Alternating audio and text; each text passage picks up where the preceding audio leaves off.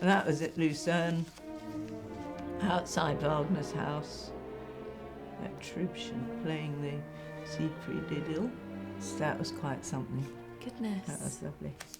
I haven't lost my memory, have I? No, not at all. It was something you couldn't pay money for.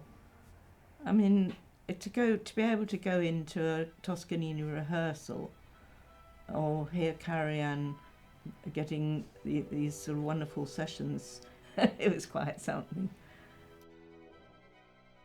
The orchestra was quite young, and Hugh was one of the younger ones. And I always had sweets called spangles. No? Never heard of them. Just shows you how old I am. I always had a pack of those in my handbag, and Hugh used to come in and say, "Got any spangles?" You know, so we just hit it off. He was very nice, very, very kind, very generous, and he played beautifully. Oh, great, Shostakovich. Oh, wow. I shook hands with him. It was great. In Edinburgh. It was quite special. That's amazing. Yeah. So did the orchestra perform some of his music? He was playing, he was conducting them for some of his music. Goodness. Very dour man, but he'd had a terribly difficult life. So.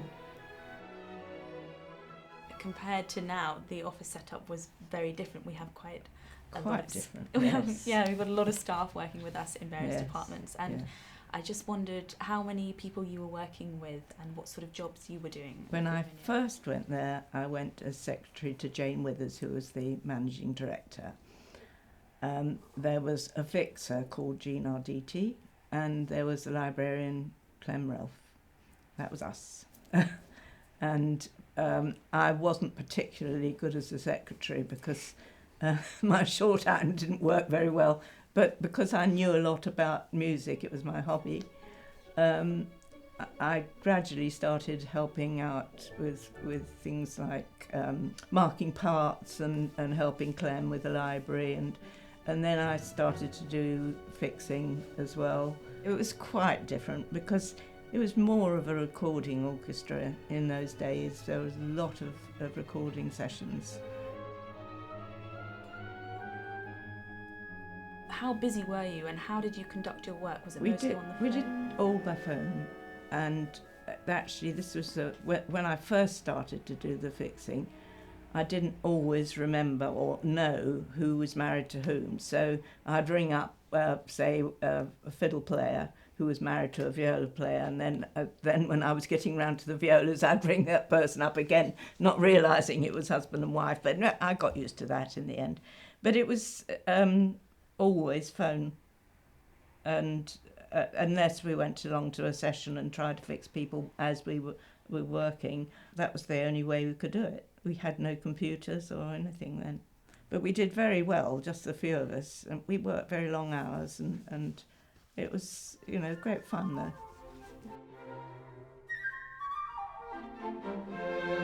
Now that's Kingsway Hall, Walter Lake. Wow. And the sound in there was magnificent. Unfortunately, when they did a lot of recording there, at the same time, there were some building works going on. So they kept on having to go out and bribe the builders to stop making a noise for another 20 minutes or so. Giving out the cheques was a thing. We used to write the cheques from these great big double cheque books. They were pink cheques, and you'd end up all pink. First time I ever went to a session to give out the cheques, everybody came up to me and said, "I'm Dennis Brain," because he had the biggest cheque of all. But actually the worst part of paying out was at film sessions, because that you gave out cash then.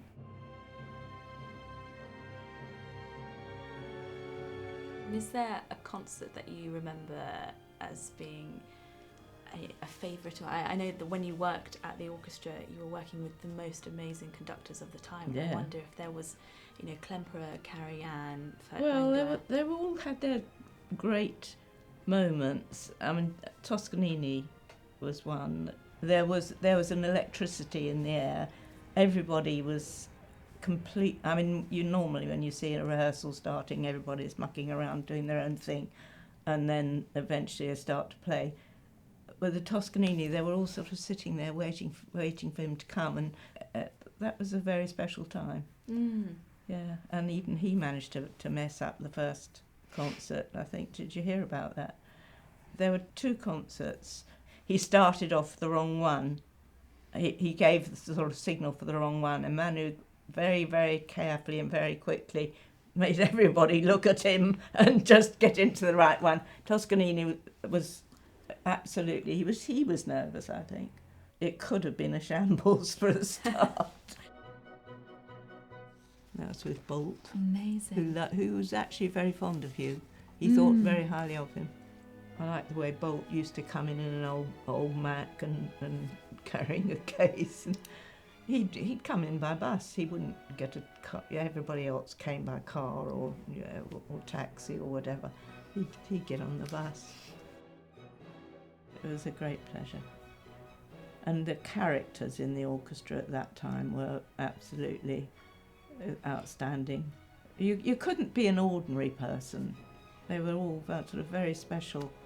Some were absolutely appalling to deal with, and others were, would do anything for you. So very special. I'll never forget those days. It was just, it was all I liked. Everything I liked was there. I was very lucky.